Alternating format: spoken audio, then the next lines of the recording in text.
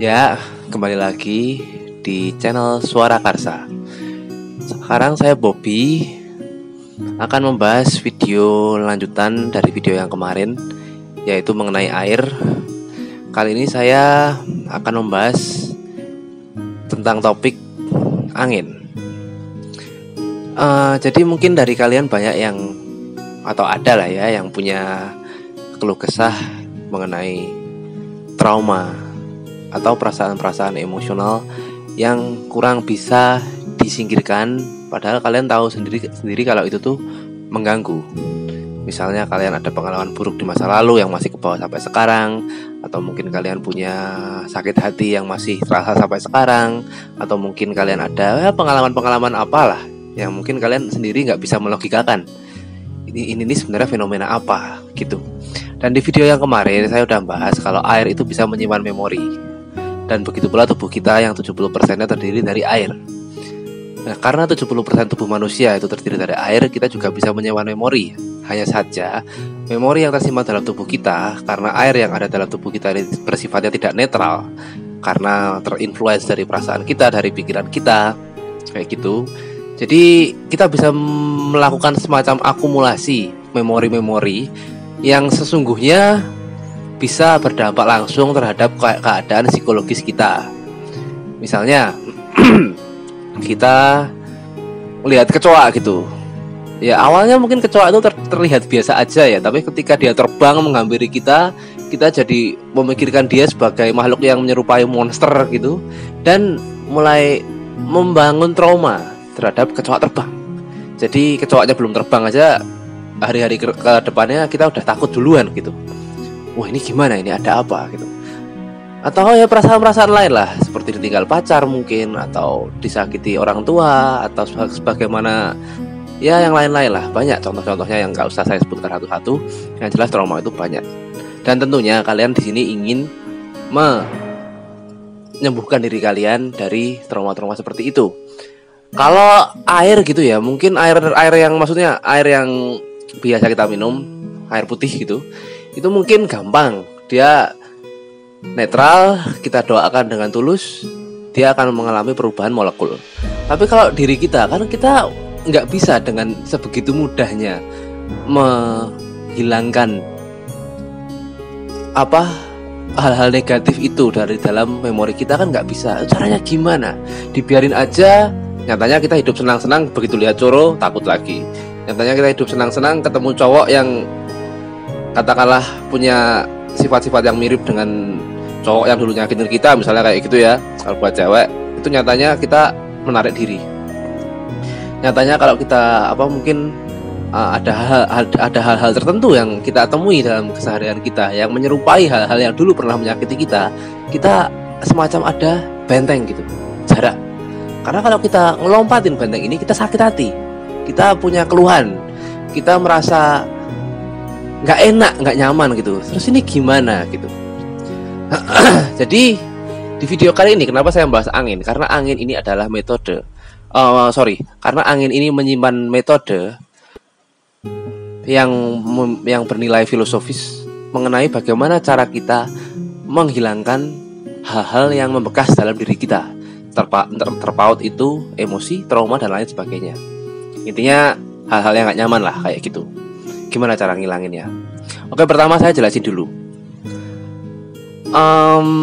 Di dalam diri kita itu, kalau menurut versi Suara Karsa ya, versi Suara Karsa aja, itu ada 3 jenis angin. Angin yang pertama, yang paling kasar, yang paling kasar, itu adalah angin yang bisa kita rasakan dengan jelas, semua orang bisa, yaitu angin yang fisik. Angin nggak fisik ya, maksudnya angin yang angin sepoi-sepoi, angin ribut, angin silir, angin kayak gitu-gitulah. Angin yang bisa menggerakkan pohon, menggerakkan gelombang samudra dan lain-lain. Angin itu, karena dengan angin itulah, atau dengan udara, kita bernafas dan kita hidup. Itu angin yang pertama.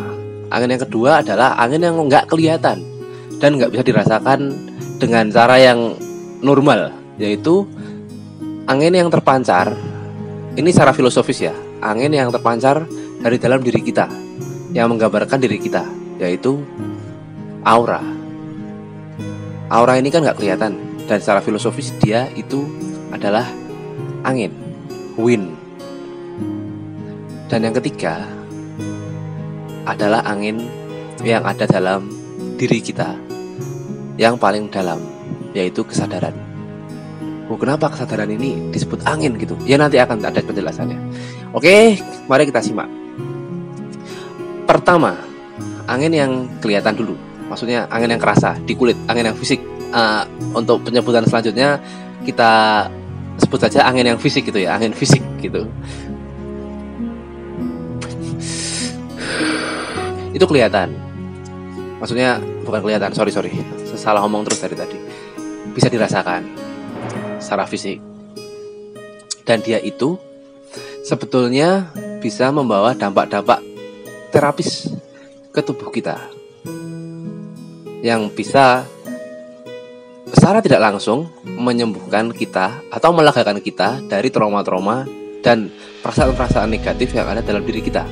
Sekarang gini, saya mau tanya, pernah nggak ada dari kalian yang punya hobi, wah aku suka naik motor, muter-muter aja gitu, nyari angin. Aku pengen nongkrong di depan rumah sambil udat-udut dan ngopi gitu. Ngapain cari angin? Oh aku pengen naik gunung gitu. Kenapa? Ya nyadar nggak kalau di puncak gunung itu kalian mendaki gunung mungkin 3000-an mdpl gitu ya. Di puncaknya kalian tuh ngerasa bebas. Pernah nggak kayak gitu? Kena angin segar, banyak sinar matahari terik gitu, kalian ngerasa bebas, ngerasa punya sense of liberation. Punya nggak pengalaman kayak gitu? Kan ada kan? Atau kalau nggak di gunung ya di laut. Aku pengen ke pantai, ngerasain deburan ombak, sepoi-sepoi angin itu enak. Why gitu loh? Kenapa? Kenapa kena angin ini menjadi fenomena yang nyaman dan menyenangkan gitu? Padahal sebenarnya ya itu angin aja gitu. Nggak ngerti. Tapi bahkan tanpa dimaknai sekalipun, kayak mungkin ketika kita mengalami pengalaman yang buruk, kita kan perlu pemaknaan tertentu untuk menyikapinya. Wah, mungkin ini adalah pelajaran, atau ini sebenarnya adalah tempaan buatku, kayak gitu-gitu kan. Angin ini enggak. Kita naik gunung, nggak ada pemaknaan apa-apa. Kita melebur aja sama pengalaman itu. Kita ngerasa enak. Di pantai juga, wah, kena angin semilir gitu, ada perasaan yang lega gitu kan. Naik motor muter-muter nggak jelas gitu, ada perasaan yang enteng gitu dalam diri kita. Kenapa? Karena kalau dari ada motor. Kalau dari naskah-naskah kuno yang ada di tradisi timur, nanti saya kasih link ya. Linknya bukan naskahnya ya, tapi orang yang mungkin tahu tentang naskahnya, yang mempelajari naskahnya gitu. Jadi menurut tradisi ketimuran, ketika kita memiliki emosi-emosi negatif, emosi itu akan terpancar melalui aura kita. Jadi kalau ada orang yang mungkin kalian punya teman indigo bagaimana gitu ya, yang bisa lihat aura, orang yang memiliki emosi negatif ini akan menghasilkan aura yang berbanding lurus dengan emosinya. Kalau orang itu sedih, orang itu depresi, auranya akan goblok. Saya pribadi nggak ahli ya dalam pengkajian hal-hal seperti ini, tapi saya punya banyak kenalan yang bisa mengakses konten-konten demikian, dan itu pun udah mereka nyatakan demikian gitu. Dan bahkan di Rusia sendiri ada yang namanya Kirlian fotografi, dia juga bisa motret aura. Dan ini nanti artikelnya bisa saya cari dan saya kasih di description box juga. Kirlian fotografi itu bahkan teknologinya bisa ngelihat aura dan bisa mendiagnosa penyakit apa yang akan diderita orang ini apabila auranya seperti ini terus. Begitu. Dan aura ini itu bisa dibersihkan dengan teknik-teknik tertentu. Dan yang pertama adalah yang berhubungan dengan angin yang fisik tadi. Angin ini bisa menyapu atau meng-cleansing atau mendetoks aura kita, sehingga hal-hal yang terpancar dari diri kita ini bisa ditarik melalui aura kita. Ya kasarannya ibarat ada limbah buntet gitu ya. Sungai terus kena air limbah terus buntu gitu. Ya mungkin bagusnya limbahnya itu dihentikan. Tapi kalau polutannya ini kita serap terus, lama-lama kan airnya jernih juga. Sama aja. Mungkin hal yang menjadi akar duka kita di dalam hati itu belum hilang. Tapi kalau auranya ini dibersihin terus menerus, lama-lama residunya akan habis dan diri kita akan jernih juga. Atau auranya jadi makin baik, kan gitu. Jadi apabila Anda, kamu semualah dimanapun Anda berada, kalau mungkin lagi ngerasa suntuk, penat, atau terhimpit sama keadaan kayak gitu-gitu, cobalah untuk jalan-jalan cari angin gitu. Jalan-jalan cari angin. Pakai baju yang agak longgar biar angin itu bisa masuk. Jangan pakai jaket-jaket yang berukut. Kalau anginnya terlalu dingin mungkin iya bisa masuk angin. Tapi kalau sesuaikan aja sama kondisi tubuh kalian yang nyaman gimana, carilah angin yang demikian. Mungkin pagi hari atau sore hari. Atau kalau ada waktu dan ada duit ya mungkin bisa jalan-jalan, naik motor, naik gunung ke pantai, masuk hutan. Ya terutama kayak gitu. Terutama carilah tempat-tempat di mana kondisinya itu masih fresh, nature gitu. Naik gunung ke pantai atau masuk hutan. Itu nanti anginnya akan lebih cepat memberikan cleansing ke kita. Terus kalau angin yang di kota gimana? Nah, jadi karena angin ini bisa menyapu aura kita. Kalau di kota itu banyak orang mumet dase dan auranya jelek-jelek, maka anginnya akan nggak enak. Coba aja pergi kemana? Kota yang ramai banget, nggak usah disebut di mana ya. Kota yang ramai banget, anginnya kena gitu enak nggak? Anginnya goblok. Bahkan ada yang ngomong anginnya pliket, kayak apa ya? Pliket tuh apa sih? Ya agak berlendir gitu, agak lengket anginnya. Kenapa itu? Ya memang ada partikel-partikel polusi yang mungkin kena. Tapi selain itu, karena banyak orang mumet tadi, kan hawanya jadi nggak enak, kayak gitu. Oke, terus langsung aja ke angin yang selanjutnya, angin yang lebih subtle, angin yang lebih halus, yaitu aura kita. Jadi karena kita ini punya aura, kayak gitu ya, menurut tradisi timur kita ini punya aura. Bahkan sebenarnya kalau kita lihat tradisi barat yang kuno gitu ya, dimana di mungkin ada shaman atau ada wizard gitu, mereka juga pasti tahu aura gitu. At least belief system terhadap hal tersebut itu ada. Jadi nggak cuma di timur sebenarnya, di barat itu juga ada kalau kita lihat yang tradisional. Kayak di Native Amerika juga ada. Mereka nyebutnya bukan aura tapi mungkin spirit gitu. Spirit yang terpancar. Wah, gitu kan. Sampai orang ini spiritnya kayak harimau. Artinya dari dirinya itu terpancar energi harimau gitu. Ya kayak gitu-gitu kan sering kita mendengar dari istilah-istilah Amerika, Native Amerika, kayak gitu.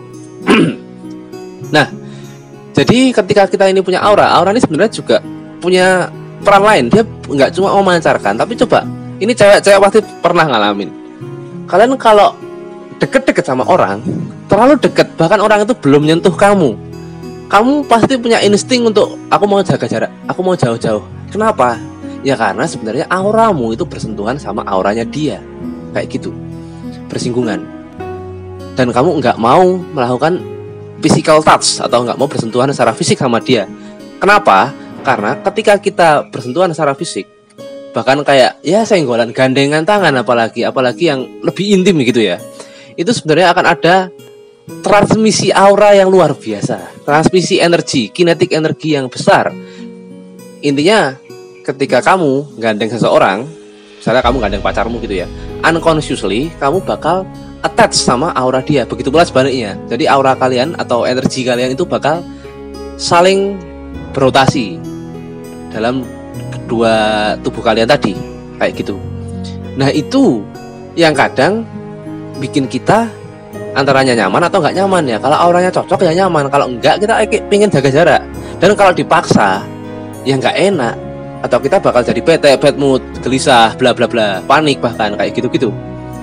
Jadi aura ini nggak cuma memancarkan, tapi dia juga bisa menangkap gelombang-gelombang dari sumber energi yang lain, yang dalam kasus ini manusia lain, kayak gitu kan, kayak gitu. Nah, dia ini dasarnya kan seperti yang udah saya omongin tadi, dasarnya itu adalah akumulasi dari apa yang udah kita kumpulkan, dan itu keluar, terpancar dalam bentuk gelombang energi, atau kalau bahasa ilmiahnya itu apa itu ya, ultra weak photon emission. Photon itu kan cahaya gitu kan. Jadi kalau itu ultra weak, lihatnya nggak gampang, nggak semua orang bisa lihat. Tapi kalau pakai Kirlian fotografi dia bisa dilihat, kayak gitu. Jadi aura itu seperti itu. Dan cara kita membersihinnya gimana? Nah kan tadi udah dijelasin. Kalau kita punya aura yang jelek, artinya di dalam ini ada yang jelek. Pakai kayak gitu kan. Gimana cara kita bersihin itu secara aktif tanpa adanya bantuan atau pertolongan dari hal-hal lain yang ada di luar kita? Ya caranya itu kita harus mengakses sumber angin. Sumber angin ini ada di mana? Ada di sumber diri kita, yaitu kesadaran. Gimana kok bisa kayak gitu?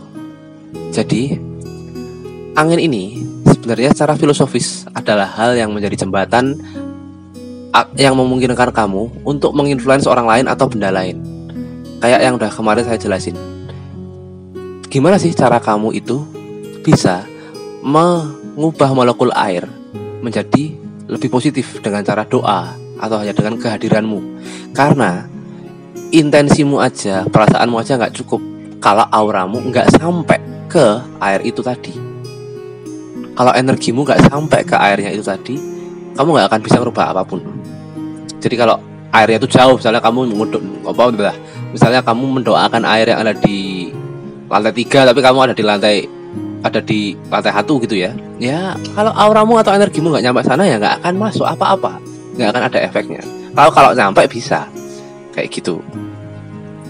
Jadi gimana cara kita itu mengendalikan, mensugestikan energi kita ini ke hal atau sesuatu yang ingin kita capai?